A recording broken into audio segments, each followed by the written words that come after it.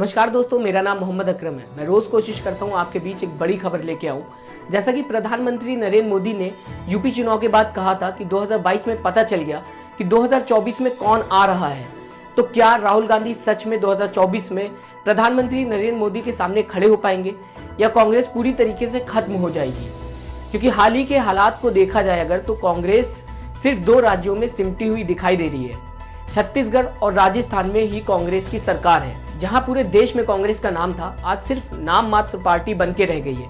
अभी हाल ही के यानी कि 2022 चुनाव में अगर नजर डाले तो कांग्रेस ने यूपी में पूरी ताकत लगा दी, उसके बाद भी मात्र 2 सीटें निकाल पाई। अगर बात करें पंजाब की, पंजाब में 18, उत्तराखंड में 19 और गोवा में 11 सीटें ला पाई। और वहीं मणिपुर की बात करें अगर तो 5 सीटों में कांग्रेस सिमटते हुए नजर आ रही है। खत्म, bye bye, tata, good bye, गया। तो कांग्रेस के हालात की सबसे बड़ी वजह क्या है? Bye bye, tata.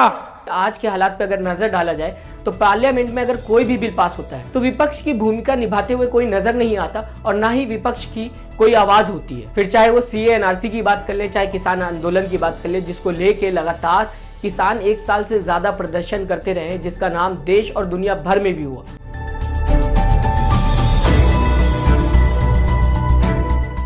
आज हमें यह समझना होगा कि देश के लोकतंत्र को मजबूत करने के लिए विपक्ष का होना कितना जरूरी है। आज इसीलिए शायद बीजेपी सरकार में कोई भी बिल बिना रुकावट के, बिना किसी रोक टोक के बहुत आसानी से पास हो जाता है, क्योंकि विपक्ष की भूमिका निभाने के लिए कोई है ही नहीं। और अगर सच कहूं तो कांग्रेस के सिवा इस समय कोई ओपोजिशन में नहीं है, और अगर आता भी है तो इसमें बहुत वक्त लग जाएगा। कांग्रेस पार्टी की इस हालत की बात करूं मैं तो आप सबको पता है, हम सबको पता है कि राहुल गांधी इस समय कांग्रेस का सबसे बड़ा चेहरा माने जाते हैं और वो बोलने में इतना माहिर नहीं है। उनको लोगों को इन्फ्लुएंस करना नहीं आता, वो भी तब जब देश का सबसे बड़ा इन्फ्लुएंसर आपके सामने टक्कर देने को खड़ा हो। मोदी की कई ऐसी स्पीचेस हैं जहां लोग आंख बंद करके विश्वास करने को राजी हो जाते हैं। मोदी ने खुद को पॉलिटिक्स का ऐसा ब्रांड बना लिया है कि सीएम की जगह मोदी के चेहरे पे लोग वोट डालते दिखाई देते हैं। चाहे वो यूपी चुनाव की बात कर ले आप, चाहे बिहार चुनाव की बात कर लें, चाहे किसी भी चुनाव की बात कर लें आप, अगर मोदी है तो वहां पे लोग मोदी के नाम पे वोट देना पसंद करते हैं। कई ऐसे नारे हैं जो बीजेपी सपोर्टर्स के 24 घंटे जबान पे रहते हैं, जैसे कि सबका साथ सबका विकास,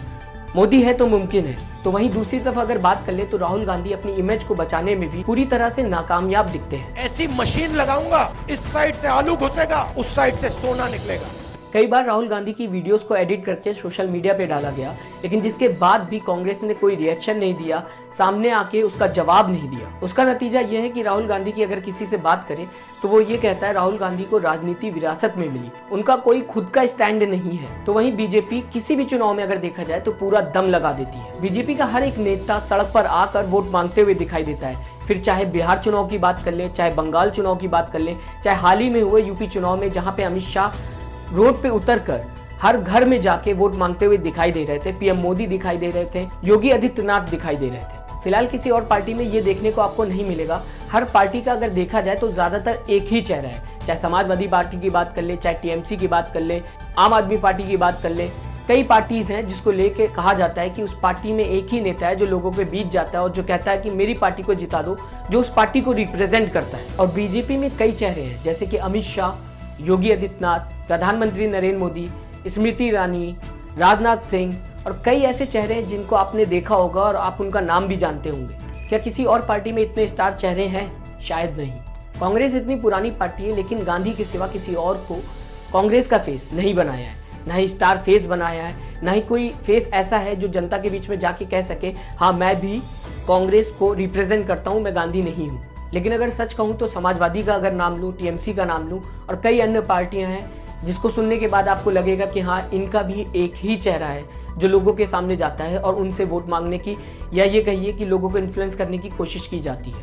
फिलहाल अगर बीजेपी के मेन चेहरे की बात करूं तो पीएम मोदी हर वक्त कुछ ना कुछ ऐसा करते रहते हैं जिससे वो लाइमलाइट में बने रहते हैं। जनता के बीच कहीं ना कहीं पॉजिटिव हो या निगेटिव हो, उनकी आवाज़ जाती है, उनका चेहरा जाता है और लोग बात करते हुए दिखाई देते हैं, चाहे सपोर्ट में हो चाहे नॉन सपोर्ट में हो।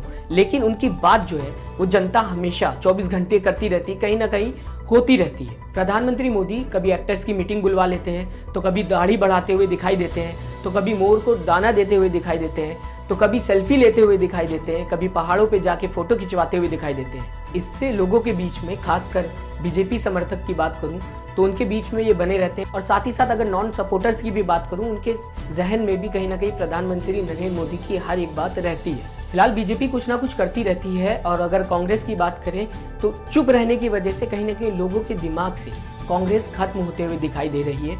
इसका जो रिजल्ट है वो आप 2022 के चुनाव में देख सकते हैं, किस तरीके से कांग्रेस जो है 5 राज्यों में से एक राज्य में भी जीतते हुए दिखाई नहीं दी। ऐसा नहीं है कि कांग्रेस में कोई फेस नहीं है, लेकिन कोई इतना एक्टिव नहीं है। कांग्रेस के पास उतना ही चांस रहता है लोगों के बीच आने के लिए, लोगों को अपने होने का एहसास दिलाने के लिए, लेकिन कांग्रेस के ना एक्टिव होने की वजह से ये हो नहीं पाता। जैसा कि किसान आंदोलन देश और दुनिया भर में सबसे बड़ा आंदोलन हुआ, कांग्रेस अगर चाहती तो किसानों के बीच आ सकती थी, किसानों की आवाज उठा सकती थी, किसानों के बीच बैठ सकती थी। क्योंकि अगर बात करें, उस वक्त प्रधानमंत्री किसानों से मिलने को तैयार नहीं थे। उस वक्त कांग्रेस के पास एक बड़ा मौका था अपोजिशन में आने के लिए और अपोजिशन को मजबूत करने के लिए। कांग्रेस दिखा सकती थी कि कांग्रेस किसानों के साथ है। लेकिन राहुल गांधी ने क्या किया? राहुल गांधी ने पार्लियामेंट में ट्रैक्टर मंगवा लिया और वहीं बात खत्म कर दी। कांग्रेस की बात करूं तो कांग्रेस कभी भी जमीन पे नहीं दिखाई देती। कांग्रेस आज भी 10 साल पुरानी राजनीति कर रही है। ऐसे कई लोग हैं कांग्रेस में, जैसे कि सचिन पायलट, कन्हैया कुमार, और अगर बात करें इमरान प्रतापगढ़ी, और भी बहुत जो सामने आ सकते हैं, लेकिन देखने को नहीं मिलता। फिलहाल अगर राहुल गांधी की बात करूं, 2004 में राहुल गांधी को अमेठी की सीट मिली थी, जहां से उन्हें चुनाव लड़ाया गया और वो जीते भी।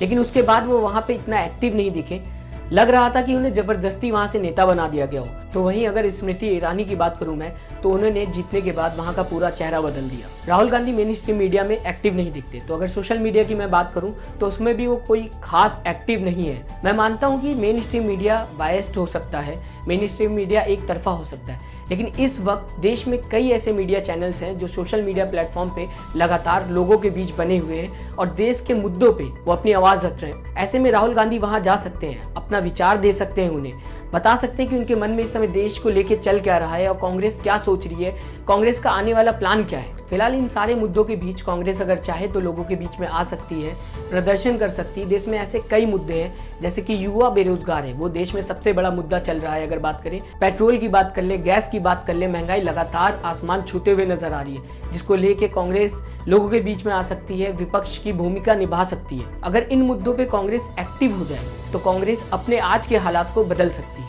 आपको याद होगा कि बीजेपी के आने से पहले बीजेपी ने कहा था कि हम आते ही 15 लाख रुपए देंगे, लेकिन उसके बाद जब जीत गई बीजेपी तो अमित शाह ने एक इंटरव्यू में कहा कि ये तो एक जुमला था। तो जब बीजेपी इतना कर सकती है तो क्या कांग्रेस लोगों के बीच आने के लिए या लोगों को अपने साइड करने के लिए अनएम्प्लॉयमेंट, पेट्रोल, गैस, इन सारे मुद्दों को नहीं उठा सकती? फिलहाल कांग्रेस ऐसे किसी भी मुद्दे जो युवा की नीड है, जो युवा की जरूरत है, इनको लेके जनता के बीच में आती है तो शायद कहीं ना कहीं 2024 में तो शायद जीत ना सही, लेकिन विपक्ष की भूमिका जरूर निभा सकती है।